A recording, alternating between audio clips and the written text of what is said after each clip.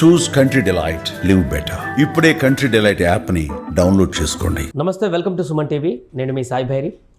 ఆంధ్రప్రదేశ్లో థియేటర్ల బంద్ అనేటువంటి అంశం తర్వాత తాజాగా రోజుకొక అంశం దీని గురించి బయటకు వస్తుంది. దీనిలో భాగంగా డిప్యూటీ సీఎం పవన్ కళ్యాణ్ గారు ఇండస్ట్రీ పైన కొంత ప్రత్యేక ఫోకస్ పెట్టడం కనపడుతుంది. థియేటర్లో గతంలో కంటే ఇప్పుడు వెళ్ళాలంటే భయపడాల్సిన పరిస్థితి సామాన్య ప్రజలకు ఏర్పడింది. ఎందుకంటే టికెట్ ధరలతో పాటుగా అంతకు మించి అక్కడ ఫుడ్ ఐటమ్స్ కానీ మిగతా కార్పొరేట్ స్టైల్లో దోపిడీ కొనసాగుతుంది అనేటువంటి ఆరోపణలు ఉన్నాయి. ఈ నేపథ్యంలో పవన్ కళ్యాణ్ గారు ఒక సంచలన నిర్ణయం తీసుకునేటువంటి దిశగా ముందుకు వెళ్తున్నట్టు తెలుస్తుంది. అందులో భాగంగా రెండో లెటర్ కూడా బయటికి రిలీజ్ చేయడం పట్ల ఇప్పుడు భిన్నాభిప్రాయాలు వ్యక్తమవుతున్నాయి. దీనికి సంబంధించి మనం మాట్లాడదాం. మనతో పాటు పొలిటికల్ అనలిస్ట్ చంద్ర శ్రీనివాస్ గారు ఉన్నారు. సార్ నమస్తే. నమస్కారం అండి. సో పవన్ కళ్యాణ్ గారి పేజీ నుంచి రెండవ లెటర్ కూడా బయటికి రావడం జరిగింది. దీంట్లో ముఖ్యంగా థియేటర్లో ఈ యొక్క విచ్చలవిడి ధరలతో అమ్మేటువంటి ఫుడ్ పైన, ఇతరత్ర ఎక్స్ట్రా యాక్టివిటీస్ పైన దాన్ని కంట్రోల్ చేసేటువంటి విధంగా నిర్ణయాలు ఉండబోతున్నాయి అనేటువంటి ఒక సంకేతాలు అయితే కనిపిస్తున్నాయి. తప్పకుండా అండి. ఇది దశాబ్దాల తరబడి కొంతమంది గుత్తాధిపత్యంతో ఉంటున్నారు. మా చేతిలో ఉండాలా, మేము ఏం చేసినా కరెక్ట్ అని. మీరు అన్నట్టు ఇది భిన్నాభిప్రాయాలు ఏం లేదు, ఏకాభిప్రాయమే కనపడుతుంది. పవన్ కళ్యాణ్ గారు ఏంటంటే ఒక నటుడి నుంచి రాజకీయాల్లోకి వచ్చాడు. సినిమాలో నటించిన వాళ్ళు రాజకీయాలు పనికిరారని చెప్పి చాలామంది అనుకున్నారు, ఎక్కడ గెలవరు అనుకున్నారు. 100% స్ట్రైక్ రేట్తో ఇప్పుడు దేశ రాజకీయాల్లో ఆయన పాత్ర ఏందో మనకు తెలుస్తుంది. మరి అటువంటి వ్యక్తి సినిమా వచ్చేటప్పుడు ఆయన ఇబ్బంది పెట్టాలనే ఉద్దేశం. అంతకుముందు వకీల్ సాబ్లో కూడా ఆయనకి ఎన్ని ఇబ్బందులు వచ్చినాయో, సినిమా టికెట్కి 10 రూపాయలు భీమ్లా నాయక్ అప్పుడు ఇబ్బంది పెట్టారు. కానీ ఇబ్బంది పెట్టినా తట్టుకునే నేచర్ అయింది. లాస్ అయితే నిర్మాతలకు ఇచ్చే ఇది మనస్తత్వం అయింది. కాబట్టి ఆయనే బెదిరించాలనుకున్నారు. ఇప్పుడు మొత్తం వీళ్ళు చేతిలో వీళ్ళు సెల్ఫ్ గొల్లు పడ్డారు. ఎవరు దొంగలు అనేది బయటపడుతుంది. ఒక్కొక్కటి వచ్చి వాళ్ళు చెప్పుకోవాల్సిన పరిస్థితి, చెప్పుకోకపోతే వాళ్ళే నిర్ధారించే పరిస్థితి, విచారణ జరుగుతుంది. మీరన్నట్టు ఈ రెండో లెటరు ఉప ముఖ్యమంత్రి కార్యాలయం ఆంధ్రప్రదేశ్ నుంచి వచ్చింది. ఆయన నటుడే అనుకున్నారు, మిగతా సినిమా చేసే దోపిడీ తెలియదు అనుకున్నారు. మీరు అన్నట్టు కార్పొరేట్ మోసాల లెక్క ఈ సినిమాలో మాఫియా. ఇప్పుడు సినిమా టికెట్ కంటే సినిమా టికెట్ ట్యాక్స్ కొద్దిగా గవర్నమెంట్కి వెళ్తుంది. పెంచిన రేట్లో ఎక్కువ బెనిఫిట్ వీళ్ళకైనా గవర్నమెంట్ కొంత వెళ్తుంది. కానీ దీంట్లో ఆదాయం ఎక్కువ ఉంటాయి ఈ ఫుడ్ దాంట్లో. ఒక పాప్కార్న్ బయట మనం కొనుక్కోవాలంటే 50 నుంచి 100 రూపాయలు, మహా అయితే పెద్ద రావాలంటే అది 300 రూపాయలు అమ్ముతున్నారు. ఇప్పుడు బేసిక్గా మనం అక్కడ షాపింగ్ మాల్ కానీ ఇక్కడ రోడ్ల మీద అదే పాప్కార్న్ కి 20 రూపీస్కి ఇంత పెద్ద ప్యాక్ వచ్చేసి చాలా పెద్దది ఇస్తుంటారు. 50 రూపాయలు అంటే ఇంకా పెద్దది వస్తుంది. ఇప్పుడు 300 తీసుకుంటున్నారంటే చివరికి వీళ్ళు ఇష్టానుసారంగా, అంటే పిల్లలు కాదనలేరు. పిల్లలు అడిగితే తల్లిదండ్రులు అప్పు సొప్పు తీసుకురావాలి.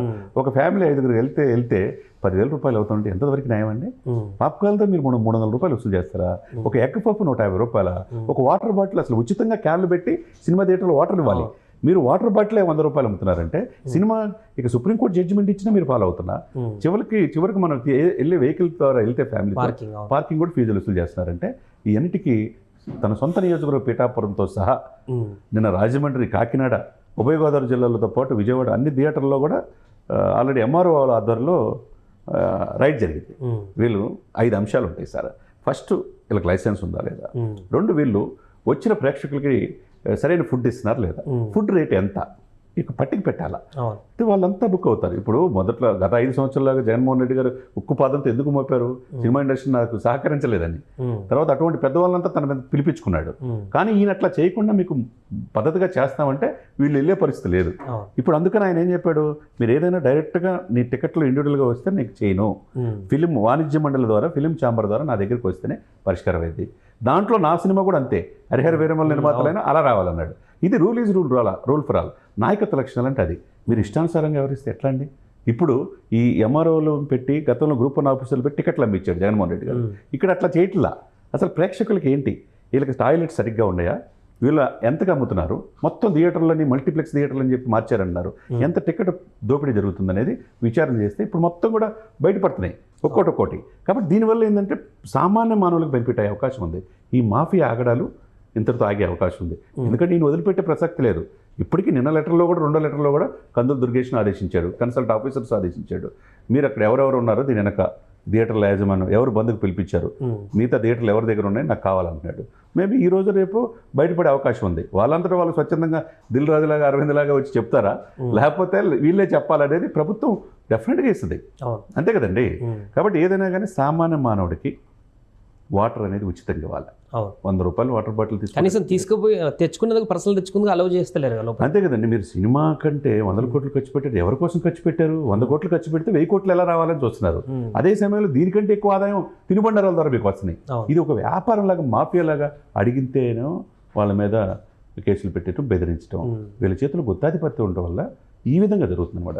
కాబట్టి ఈ యొక్క పరిణామాలు ఉభయ తెలుగు రాష్ట్రాలకు కాకుండా దేశవ్యాప్తంగా అన్ని థియేటర్లు కూడా ఒక కదలిక అనేది వచ్చింది. అంతే కదండి. ఎవరు ఎందుకులే మనకు ఎందుకులే అని చెప్పేసి చేసేవాళ్ళు. దీంతో పాటు ఏం చేయాలంటే ఏదో మొక్కుబడికి కాకుండా ఒక టోల్ ఫ్రీ నెంబర్ ఉండాలి ప్రతి థియేటర్లో. ఎవరైనా ఈ రోజు అవేర్నెస్ వస్తుంది కదా, రైట్ టు ఇన్ఫర్మేషన్ యాక్ట్ కింద 10 రూపాయలు ఇచ్చి తీసుకునేటట్టుగా ఒక టోల్ ఫ్రీ నెంబర్ ప్రతి థియేటర్లో ఉంటే నీకు మల్టీప్లెక్స్ అంటున్నావు, అందంగా తీర్చిదిద్దుతున్నావు, ముఖ్యమంత్రుల దగ్గరికి వెళ్తున్నావు, టికెట్ల రేట్లు పెంచుకుంటున్నావు, ఎందుకంటే ఎక్కువ బడ్జెట్ అయిందని. మరి పెంచుకునేటప్పుడు వాళ్ళకి ఫుడ్ ఇచ్చేదైనా కానీ కరెక్ట్గా ఇవ్వాలి కదా. కాబట్టి టోల్ ఫ్రీ నెంబర్ ఇచ్చి ఆ థియేటర్లో సార్ ఇంత పెడితే ఇంత అమ్ముతున్నారండి అని చెప్తే ఇమ్మీడియట్గా సీజ్ చేసే అవకాశం ఉంటుంది రెవెన్యూ అధికారులు. తర్వాత ఫైర్ సేఫ్టీ ఉందా లేదా, ఇన్ని రకాలు ఉన్నాయి సార్. ఇవన్నిటి కూడా మేనేజ్ చేసి వీళ్ళు మీరు అన్నట్టు ఒక మాఫియాగా తయారయ్యి ప్రజల్ని దోస్తున్నారు. ఇక్కడ ప్రజల్ని, సామాన్య మానవుల్ని వినోదానికి వచ్చేతే ఏదో చిన్న చిన్న డిస్టర్బెన్స్ బాగా ఉంటే 3 గంటల పాటు ఫ్యామిలీతో ఎంజాయ్ చేయాలని నవ్వుకోవాలని వస్తారు సార్. ఆ 3 గంటలు నరకం చూపిస్తుంటే మీరు ఎంతవరకు సమంజసం?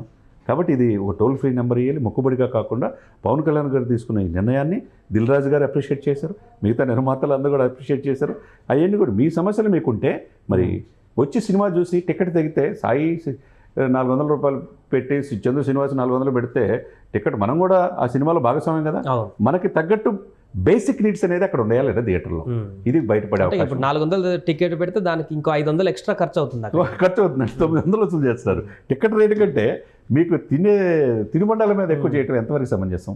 ఇది మొత్తానికి పవన్ కళ్యాణ్ గారు చాలా చిత్తశుద్ధితో, భయం అనేది లేకుండా ఈ మాఫియాని అంతం చేసే పనిలో ఉన్నాడనేది మనం అనుకోవాలి. Right sir. అది ప్రస్తుతం పవన్ కళ్యాణ్ గారు ఒక థియేటర్లకు పైన అంటే తినుబండారాల పేరు మీద ఎక్కువగా వచ్చేటువంటి ప్రేక్షకుల నుంచి డబ్బులు కొల్లగొట్టేటువంటి ప్రయత్నంలో భాగంగా జరుగుతున్న కొన్ని థియేటర్లోని ఈ యొక్క విచ్చలవిడి ధరలను కంట్రోల్ చేసేటువంటి విధంగా ప్రత్యేక కార్యాచరణ కూడా రూపొందించేటువంటి అవకాశం ఉన్నట్టు తెలుస్తుంది. ఎక్కువగా బయట ధరల కంటే ఎక్కువగా ధరలు పెట్టి అమ్మడానికి కంటే అన్ని రేట్ల లాగానే వీటిని కట్టడి చేసేటువంటి దిశగా అడుగులు వేస్తున్నట్టుగా కనపడుతుంది. సుమన్ టీవీలో మీ పర్సనల్ అండ్ బిజినెస్ ప్రమోషన్స్ కోసం కింది నెంబర్కి కాంటాక్ట్ చేయండి.